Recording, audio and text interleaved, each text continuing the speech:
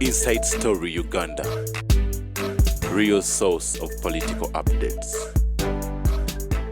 Why should balancing the boat be him?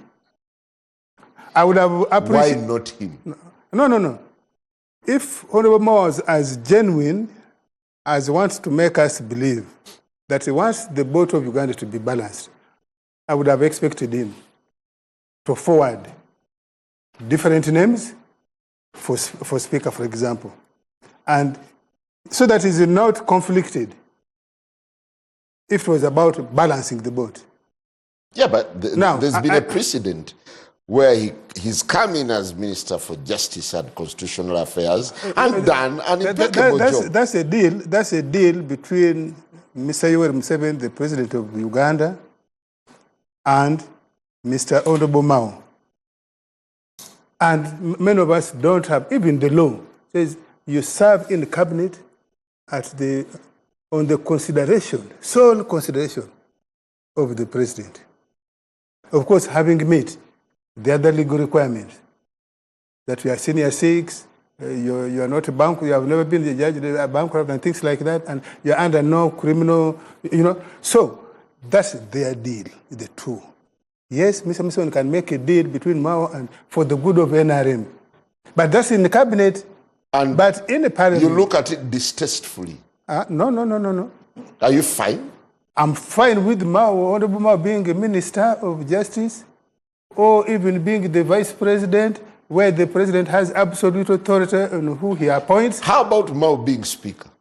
Well, he won't be because NRM considers that the Speaker of the 12th Parliament and other parliaments are critical positions that we fought in the campaign to retain power, to retain the institutions of power, and there is just no way. But the Minister of Justice is equally sensitive. Well, you have heard the President saying, even if you sleep in the cabinet there, don't you see ministers who don't talk for different reasons? But they are ministers. They are honorable members of the cabinet. That's not what I want for a speaker. So, okay. I was coming... Does Parliament deserve a better speaker? No, I was coming.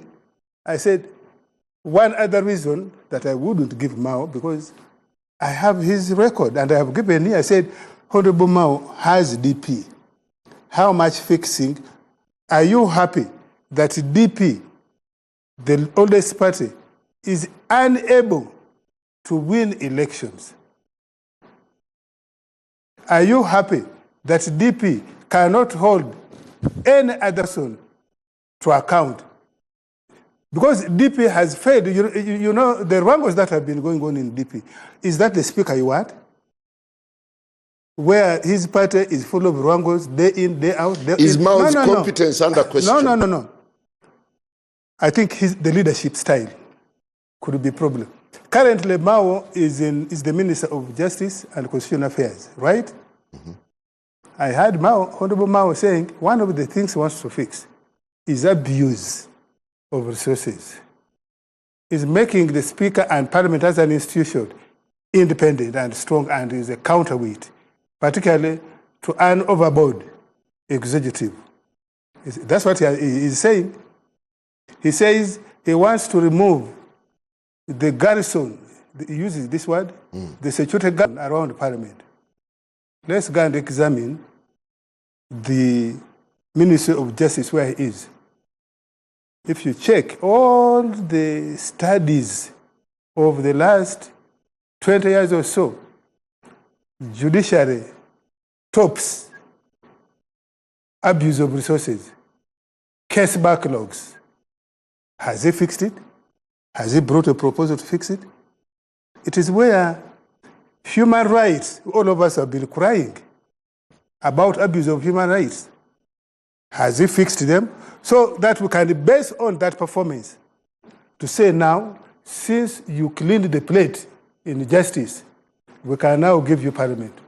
So when Honorable Mao says he wants to come and fix what is amiss in Parliament, is what the Waganda would say, Okowudisa. Awudisa. Honorable Mao, if you could come in here. I think you've opened yourself a Pandora box and you're getting too many punches. No, OO is a campaign manager for one of the candidates. But that's no problem. And he must earn his dues. No, Honorable Bao, instead of convincing me, you're now accusing me. Earning it on live TV, which is the best way. Yeah, but we need to unpack the things that he says. No. If you have failed to fix DP, you look at... let me tell you, all the bishops, archbishops, the Pope would have to resign because you'd say, all the sinners, have they stopped sinning? You know, that is the most nonsensical argument I've ever had on live TV.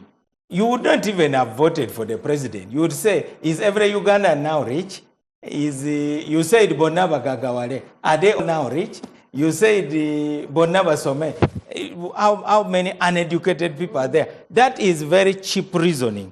What we are talking about is whether we can, in good faith, have a country that can come together and accept that, look, we are turning a sharp corner in Uganda, and rather than pushing away people who want to work with you, in fact, you are now betraying the philosophy of the president of Uganda. In Kenya, the Speaker of Parliament doesn't belong to the president's party. Well, that is Kenya, not Uganda. No, because we have got to use examples that are relevant. I do believe very strongly that we must debate this issue based on the interests of the country. Because remember, the voting for the speaker is one day. We are going to vote, and then we have 5 years, and you are going to be bringing back my words. You know, as the Bible says, heaven and earth shall pass, but my words, these words that I'm speaking here, you will be quoting them here. And you will say, Mao told us. You know, things are bad. You want to make them worse? I think that is blackmailing. No, the same way he's blackmailing me. No. By saying that the fact that there is abuse of human rights, it is Mao's fault. No, really, I'm not saying so. To what extent is Norbert Mao responsible for... No. You now say, Inspector General of Police, you are the one responsible for all the rape going on in the country. Yeah, his argument is that you have failed to clean your house. No, I'm ready to be judged. You don't need to get 100% to be a good student. I am not saying I am perfect. I've not achieved every goal. But what I am saying is the problems that Parliament has need fixing. And I'm the one who said it is not about me. Would you allow interject just for a minute? So who says that it is Honorable Mao who has the best interest of the country in the first place? You are the one saying it yourself. Now, but be that as it may, you have just said that you don't have, and Anita, Tayeba don't need, or any other person they don't need. I think what is important is to have mechanisms within that parliament and, of course, within the state to hold leaders. For me, I am in for, first of all, this is the philosophy of NRM, by the way, and President Museveni. You make mistakes, he helps you correct your way. But for the record, you are biased. Huh? You are a campaign manager, as he alleges. No, I just happen to be privy to information that probably Honorable Mao was not privy to. Namely, there was a president in SEC, and to the best of my knowledge, there is no decision of SEC that the caucus of NRM has rejected. Just wait. This is a different parliament, as Honorable Mpuga has said. My belief, my honest belief, and where I'm going to put my effort, is to ensure that we members of parliament try to hold the speaker and deputy speaker and other officials of parliament, including ministers, to the highest standard.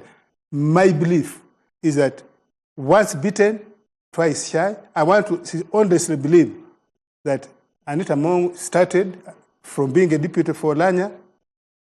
Some mistakes were made. I think she has learned from those episodes.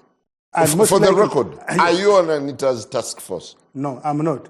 but I am a member of NRM who has a vote, but also... Honorable Mao, do you care withdrawing your allegation that he's a campaign manager? I have a vibrant mouth, for sure, and you can be sure that I have capacity to drive many members of parliament, including from the opposition. Honorable Mao, would you withdraw your statement that is biased because he's a campaign manager? I withdraw it, but then I amend it by saying since he has a vibrant mouth, now he's a mouthpiece. No, but that's okay. Thank you. I want to move on to... I'll give you a chance. I'll give you a chance to speak. Honorable Puga, when you look at all this tug of war, how does it define the current politics? I mean, post-election, and we are now into the battle for speakership. Well, I think the one term will be polarization. You know, what you're discussing post-election, you probably did not have occasion to invite the Minister of Justice to have a conversation with citizens about how the last election was held. That would be a very beautiful conversation, to have the views of the Honourable Minister of Justice on how biometric machines or a boat at billions. And I hope that will be one of the first debates in Parliament, to hold government to account for that waste. With him as the speaker? Well, whichever speaker there will be. Whichever speaker there will be. That's a very serious matter, because we are where we are, partly because of the way we have managed our elections. And I do not see politics change for the better, because now we have learned to get away with murder. That you can have a selection instead of an election, life continues, and then you expect that you will not face polarization. We are polarized. When Mao speaks about, the Honourable Mao speaks about, you know, getting the country back on track together, he knows that's off the rails. The problem is that the OOs with his, did you call vibrating mouth? Or, Vibrant. I think it is both. So, of course, when you're talking, the mouth and the tongue must vibrate. So they'll never speak with humility to say that something is amiss, that we need to fix it. So Mao has a point. No, he makes a point that everybody has made. He even made it before joining them. And he assured us that when he goes in, he'll shake the table to make them uncomfortable so that they can listen. Unfortunately, it took him so long to start shaking it.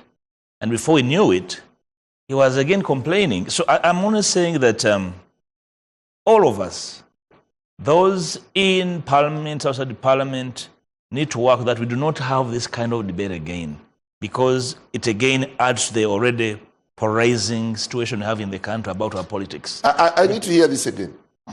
The speakership debate is derailing the country from critical issues. I thought this too is critical. No. You get me right. The debate ought to happen and should happen. It's positive. It should happen. And like you all said, that every layer of leadership learns from the past works. If you think you did not do well, you have occasion to correct what you did badly. So you have a parliament dominated by a single party, and the Honourable Mao, with his few members, need space to be sent to. How they influence legislation so that the few can have influence over how the country will be.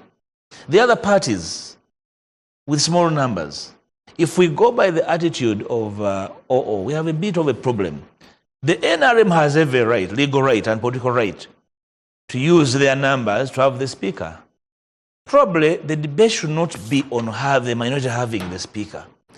The debate should be, a priori, how do we organize an election so that the outcomes reflect the direction of the country. The voting of the speaker will not determine the direction of the country. It will be normal business because it's a winner takes all. And that must be understood in unequivocal terms. Yeah, but for now it's dominating the political discourse. Invariably, but it's going to, you see, the way our politics works is that you have a debate for a few months, it fizzles. If we have a landslide in Bududa, that will be the case. We'll go to the landslide. If locusts come, we debate locusts. The last few weeks, you are debating the nature of the election. You are now talking about winners and losers. So if you fail to hold a free and fair election, you talk about losers and winners? Now the media is now discussing the next phase. You are discussing a stolen election, beaten voters, disenfranchised candidates. You're now discussing parliament. How fast time runs. That's why I'm saying that this is short term. We should go for the jugular. Let's discuss the bigger issues over which our legacy as leaders in this country shall be set. Because simply voting the speaker or appointing, as the NRM probably has done, will not change the course of politics and parliament. Thank you. Honorable Wakida, for a while you've observed elections. Rather, you've observed politics. I'm glad you made it this time for Kabweri County constituency, and you're now in the thick of things. What do you make of the way, the trajectory parliamentary politics is taking, that the race for speakership becomes a dual diameter? Let me first say that I think the chairman of NRM party has helped many of us. Leaders, as a leader, you must direct. You must give direction. There has been a lot of speculations, and I want to tell the speculation. One of the speculations is that who is bringing Mao? That question has been lingering in the political space. Is it answered now? Is it being brought by the president? Is it being brought by somebody?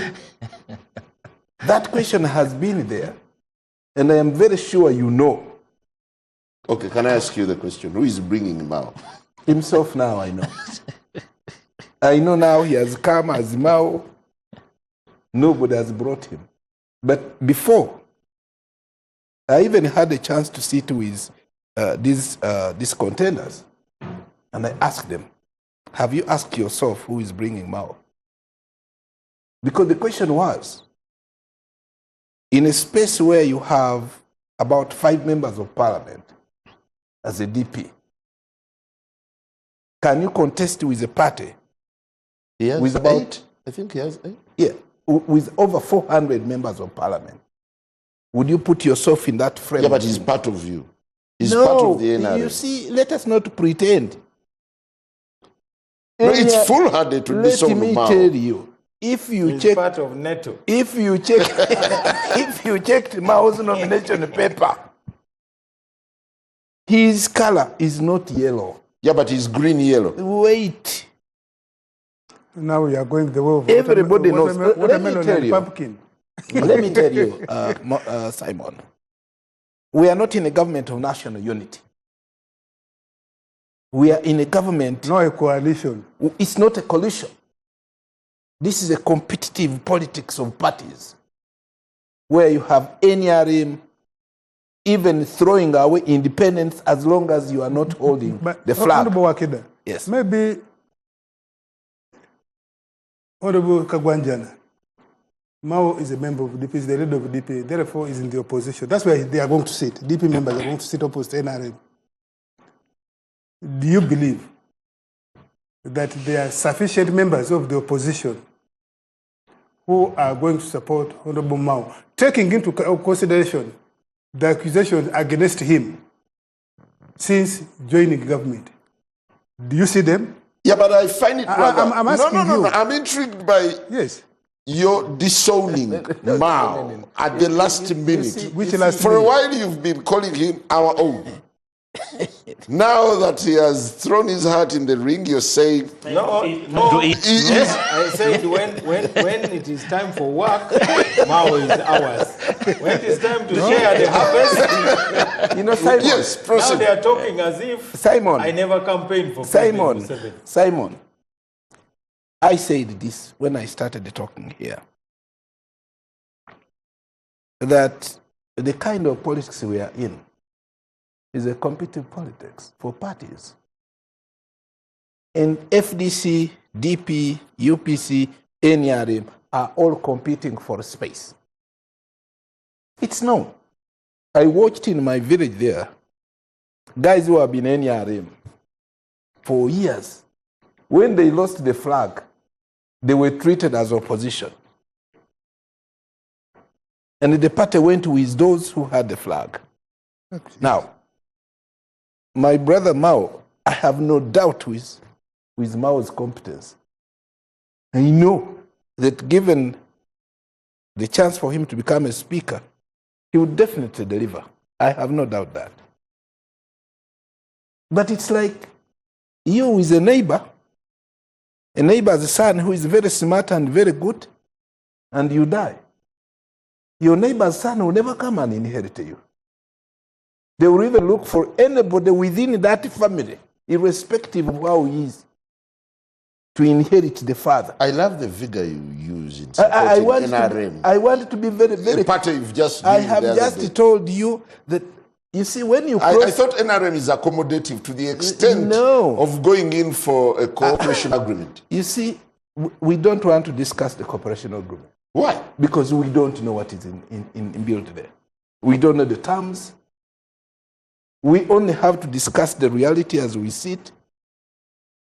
Assuming, and I want to say this, assuming Mao said today, I want to be an NRM, do you know what will happen? We will have to go back to his constituents, conduct fresh elections, him to come and be an... Did you know that? So you're chasing him from the dining table? No, he's not actually being chased. He must face the reality. Oh, you are realigning him? OO has just said here that assuming there are 60 or 70 members of parliament who are in opposition, how many of those in opposition would say, we are going to vote for Honorable Mao today? He is going to be left there with his 6 members of parliament from DP and the few. Let me say, the current members of parliament who are in opposition will start to see Mao in a very different way. They will say, that one is like this, is like this. The DP themselves will say, but you heard them grumble. I think you are one of them. No, Mr. Host. No, you have been, I think, a DP or something like at one point. He wants to deny. But I'm hosting. No, I am just being, me, I like to be very clear with Honorable Mao. I would be happy for him to retain that position of the Justice Minister. He understands these dynamics. But when you go for competition, competition sometimes has no rules. Thank you. Honorable Mao, of all issues that the country will be grappling with in the aftermath of an election that had issues, you chose to front the idea of standing for speakership now, before even accounting for the flaws in the election. Isn't that being greedy and selfish? I've been having a statement on my desk for weeks. Parliament has summoned me to come and explain issues surrounding the biometric voter verification kits. And as you know, we are accountable to Parliament. So I'm ready to go and account. Now, here on NBS Frontline, you are the ones who set the topics. You have invited me here several times. Yeah. You have never invited me to discuss those so-called important issues. You are the ones shaping the agenda. But we never hosted your press conference. We're not the ones who arranged your press conference for the announcement. I actually spoke about the biometric voter verification kits because I was one of the chief promoters of those kits. And when Parliament gives us time, we will go and explain. For now, should speakership top the national agenda? It is important because it's a strategic position for Uganda. But it looks diversionary from the big issues. It isn't diversionary. You could have invited us to talk about Iran if you wanted. You could have invited us to talk about any other issue. But I do believe that Ugandans need something that gives them hope. That you have a parliament which is accountable. I do not know whether you have ever seen the reports concerning how parliament operates financially. You are a journalist. Yes, I have. You have? Yes, I have. Which report have you seen?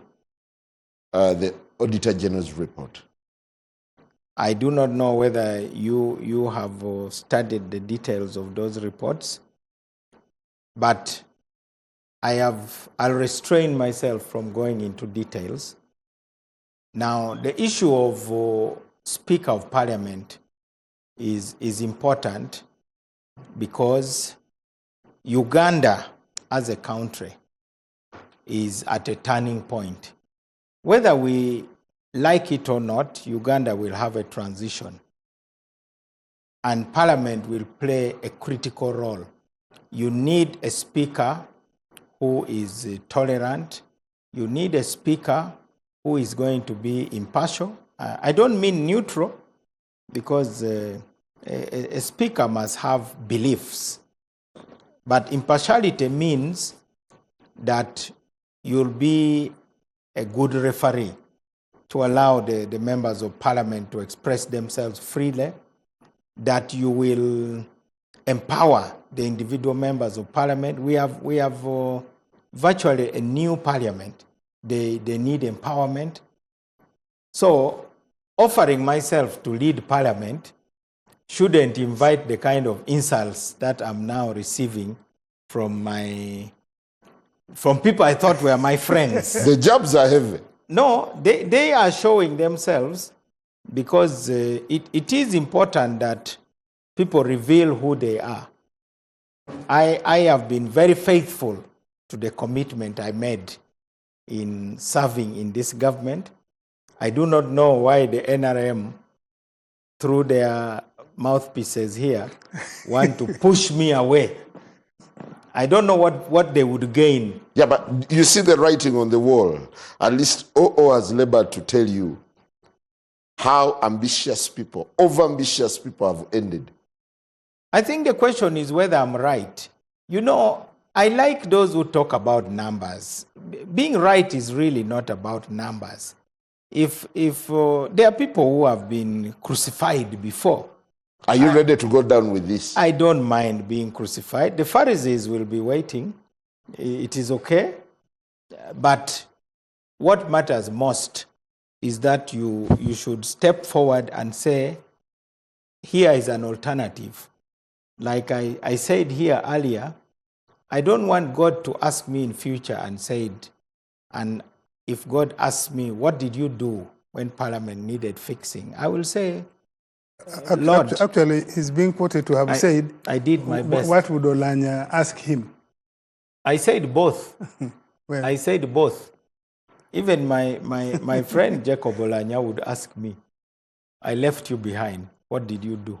Yeah, it must be a shocker to you that your bases are all disowning you. At home, we've had the sentiment of MPs from disowning you. Who represents Ro Peche? I hope by the end of this show you can pronounce it properly. Laro. Laro.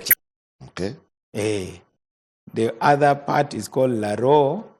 This other part is called Peche. Thank you. Like Nyendo Mukungwe. Honorable OO. yes. How will this end? Before I got how this will end, when Honorable Mao is speaking about the type of leadership he wants in Parliament, he says he's elected, he's a Ugandan. When some of us speak the way we speak, he says we are hired. And this is not new to him. You remember when people were coming to NRM, from opposition, said they are going for meal card.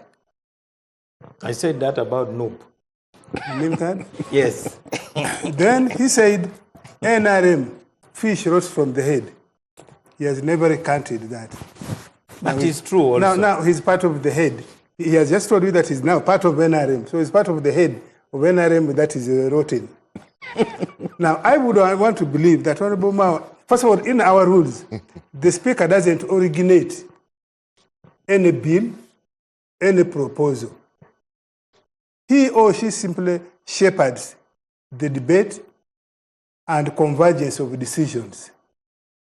How would Honorable Mao, Right Honorable Mao as Speaker, initiate bills, policies to rectify? Because some of them may need change of policy, some of them may need change of the laws, or even the Constitution. How will the Speaker, who's supposed to be, actually the Speaker is not supposed to speak, according to the classical to debate. So how will, but Honorable Mao as a member of the opposition, DP, doesn't he want a strong opposition? Why doesn't he provide strong leadership in the opposition so that that strong opposition, independent, becomes capable to hold this rotten thing, NRM, to account? What are the chances that one of these days you will recant your statements after realizing that Mao is bigger than anyone would think? You see, Honorable Mao in 2011 or 2016, when he declined to step down for the presidency, because the opposition had tried to pick one candidate. You remember what Honorable Mao said? He said he wants to be in that race to add on to the number of headaches, sources of headache for Museveni. You remember? Or you don't? 2011. 2011. Now, I can fault Honorable Mao on many statements he has made. But didn't I provide the headache? Well, I don't think so. If he had provided the headache, NRM and Museveni would have lost that election or would have performed, and your only numbers would have gone up, but they didn't. And this time, you have even been really diced by the voters. From 10 members of parliament in this current parliament, to just dole out for you just 5.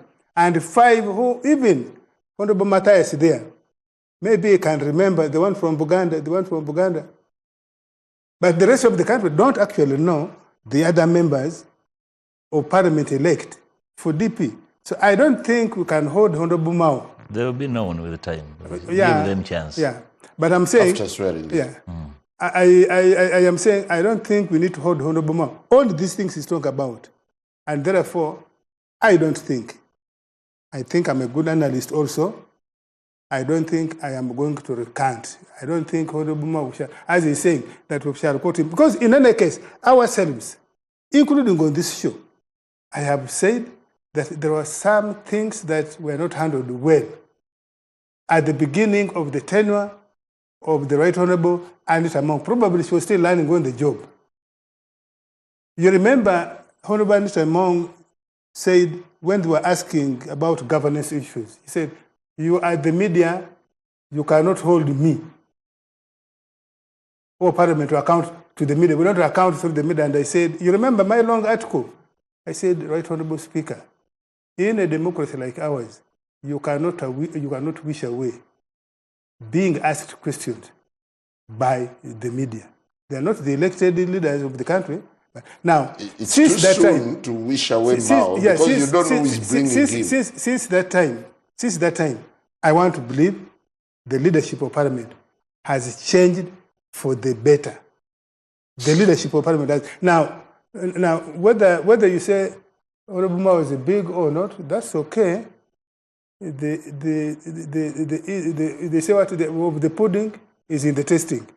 We have 1.5 months to sort out this matter. Well, we have quite a number of comments coming in response to the question that we posed. Emmanuel Egudu says, the last nail on the coffin has already... Well, allow me time. I'll be reading out some of these comments as they flow in. Speakership outcome. And Council Mwijuche Ivan says, it can't determine the speakership race because there was legal rape. NRM has a constitution which provides for the selection of speaker and its due process. Then Frank says, look what Mao did in Mbarara at the DP Delegates Conference. Can he fix anything? Bavuro official says, the letter has already decided the outcome of the speakership race. Thomas Obita, going by precedence, the letter is likely to determine the speakership outcome. However, of late, NRM members have defied party positions and won elections. Furthermore, precedents may not apply in the transitional parliament. The deputy speaker may not succeed the speaker automatically. Well, Sam Okwari says, this Mao is like a witch doctor wanting to fix things in a church. A proud teacher of the country says MPs should be given the liberty to choose whoever they feel will serve them as speaker. Well, the conversation continues. I want to thank you for your opinion on the subject. Honorable Mpuga, what's your take on this unwritten agreement whereby in NRM, Yes. it is automatic that a speaker will serve 2 terms and the deputy? You know, General Museveni speaks about the NRM democracy, and that is their democracy. And because I do not belong to the NRM, I would be a social climber to attempt to educate them on their consensus. Their consensus, of course, is on a large scale a violation of particular universal principles. It has a bearing on parliamentary politics. Invariably, yes. When you look at this particular contest, that's why people are asking, you know, Mao, the political bird that we know, that flies up high and low. Question is he in trust of his wings or where he's perched? And that's why he's also not so sure, and is in trust of the tree, which is the parliament. That's what he said. And the question of the day, what about his wings? If the tree collapses, can his wings afford him a flight? But you see, the legal regime, the NRM bars that. That's why sneers at him and speaks with pride, because he knows that they don't really have an opportunity to vary what was set, what they call a precedent now. Because that precedent had a history. The tendency by General Museveni is not wanting to do anything as speculative. And that's what puts paid the chances of my brother Mao. Because Mao has never recanted his ambitions. He remains ambitious. Even when he's not flying, he's attempting to see direction of wind. And I'm very sure... is that a compliment? Well, I have worked with the Honorable Mao when I was a young man, and you know there were elders. I know him. General Museveni doesn't want people who bear ambitions. You need to have to go to the Nile and wash yourself of those ambitions and declare publicly, probably across the Karuma, where you want to the storm. depict it as very risky. No, I'm not talking about risk. I'm talking about his consistency, because it's spoken about it. He speaks about freely that ambitions disrupt. So the Honorable Mao is trying to be disruptive in an organized way, albeit. And they're watching you. You're trying to sound smart, organized, speaking nice things. These things are about niceties. It's about control. Control of the issues we have discussed about the transition. They're not going to be available for everybody to make their decent contribution. It's going to be controlled. Unfortunately, you want to be the fulcrum moving it, and you're stopped. Thank you. Honorable Wakida, Mao innocently comes off as a transition bidder for the speakership. He says he's looking at parliament, the next parliament, as a transition parliament. Isn't this a sweet agenda for the country to adopt? Transiting from where? To where? You see, I have been in opposition. Then that denial of the Holocaust, something like that. Wait. I've been in opposition. The most beautiful thing of being in opposition is that then you start to assume things. And time passes and you know that actually I assumed that and it never happened. Transition. We will deal with the transition as and when it comes.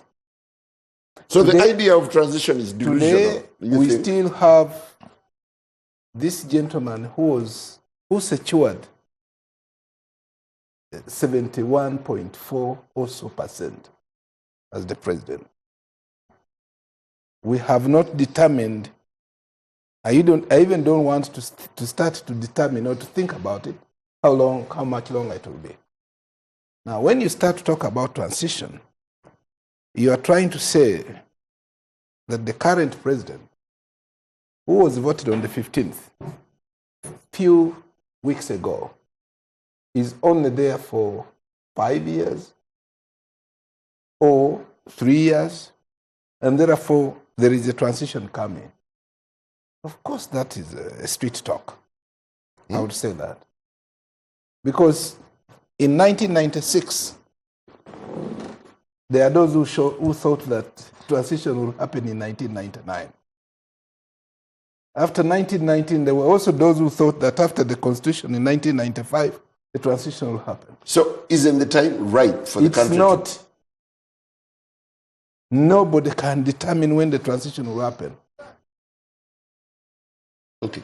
Does it make sense for the country to discuss transition? You can discuss, but it will be just a discussion. It has no determination on what will happen. So is Mao using transition as a bargaining chip? You see, when you are in your mom's house, you may assume that your mom is the best cook. And when you go to the other restaurant and then you eat there and you realize, oh, this small restaurant also cooks well. I don't want Mao to sit there and assume and baptize himself as the best. Okay, he comes off as a messiah. Wait. First, he talked about reforms. All of these things are known. All of the problems of Uganda are known even to the border people. The bad roads are known. The bad hospitals where they are known. The bad laws that he presides over are known. The reforms that we talk about, everybody knows that should be done. That should not be a capital, especially in the current parliament, to assume that it will appear new. Because we all know these things. Do you like the consensus within NRM that speaker and deputy should serve to? First of all, any good party must practice consensus politics. Competition within the party will break the party. I told you this in 2012. I told this to Dr. Kiza Besigye, that you are introducing a competition in a party called FDC. It's going to collapse. It collapsed. If they had sat down and elected one person there, probably the party would be still moving on. Does this blend with democracy? I want to tell That you, positions should be ring-fenced. democracy moves with the level of development. Democracy. Honorable We say we are copying from the Commonwealth tradition. Go and look at the House of Commons, how they elect the Speaker. It's consensus. By the way, in the UK House of Commons, if you're a sitting Speaker, I don't know now if they recently changed, they don't even allow somebody to contest within your constituency. Yeah. Usually, they would prefer that a sitting Speaker is returned unopposed. That has been their tradition. What is wrong if we think the Speaker is good? But who says that NRM cannot provide a good Speaker? What is a good Speaker? And I see people saying MPs must be independent. First of all, we seek party ticket. That clearly shows we are partisan. We have a certain definite direction and position. So the Kadaga precedent is good for NRM, right? No. The Kadaga is a precedent. We have now told, even with a sitting speaker, if you have done 2 terms, however good you are done for. Now, you have asked, should we continue with this? I think the NRM caucus, the future caucus, ought to look at this again. If we persuade the caucus, rather the caucus, yes, and then SEC, then we can say early enough, for example, midway this term of parliament that we are going for, and we say no, SEC vary your decision of president that people should go, so that we try to give equal opportunity to incoming members of parliament who have interest to run for speaker. That would be the best. But that is contingent upon how disciplined we are as members of parliament. So that when you bring proposals, you don't, again, I want to quote Uganda, they don't think you are kuzimura, the high organ of the party. In my opinion, we need, probably we need to do that and say we are stopping with this group. 2031, there is no one who will move automatically. Again, in your opinion, yes, is Anita among the best NRM can front for now? Now, yes. She has held that parliament for the first time in life. You remember the unfortunate incident of Olanya. And all of us held our breath. In my view, she has disapproved many critics. But also, who says she can't improve beyond where she is? We all believe that human beings, especially the educated one, can learn, can improve. And imagine missing a desire in the mouth. And three, and most important,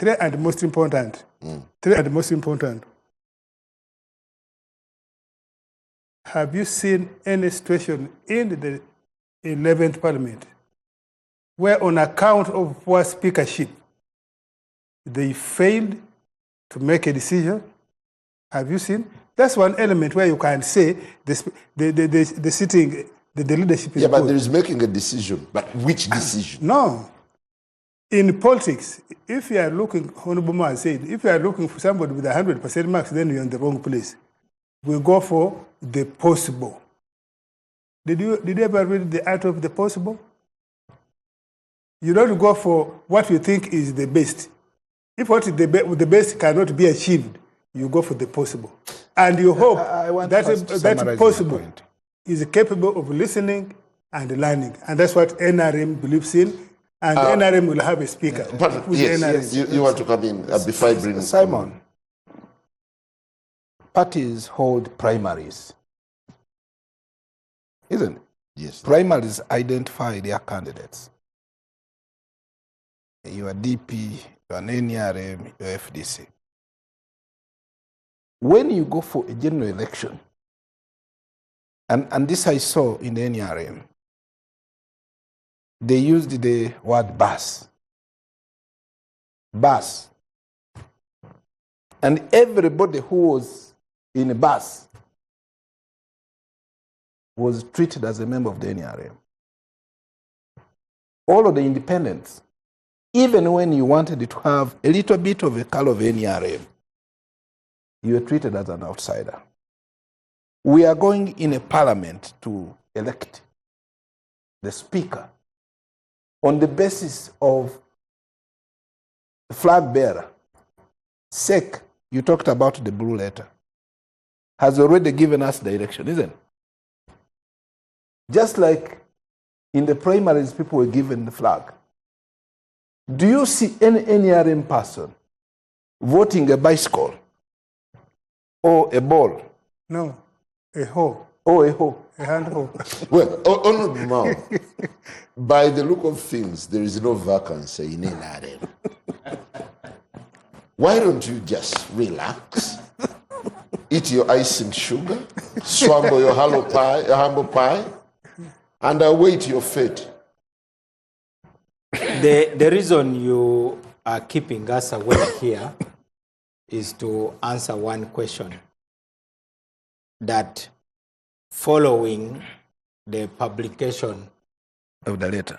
of the resolutions of the SEC, it is fait accompli. I have read that letter, and the last sentence says, any issues that arise shall be addressed on merit.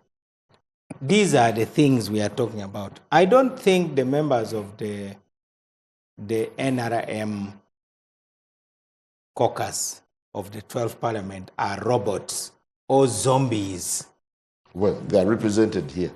That have been, these ones, in fact, I'm boxed in by two highly opinionated, highly partisan, virulently. Vibrating mouth. They have taken a side, and I respect that. You have to respect that. So the question that you have invited us to address is it a fait accompli? And I'm saying no. There are issues that will be addressed on merit. I think you're reading a wrong script. But I'm reading from the letter. So what are issues? Issues means where there is no agreement. You are fencing out members of your own party as the NRM. That's an issue which will be addressed. Number two, you have got problems inside Parliament that have got to be addressed. Thirdly, you have got a Norbert Mao, who is from a partner political party with an agreement. Whether you deny it or not, that is an issue that has got to be addressed. Are you aware your agreement is expiring in May? We are talking about an agreement which will not have expired by the time these issues will be discussed. And I do not want you... It expires with the 11th Parliament. Yes. If what I read is true. One thing you need to know is that there are many conversations. You chair the front line. This is not the only conversation in Uganda. You are talking as if this is the only place where national issues are discussed.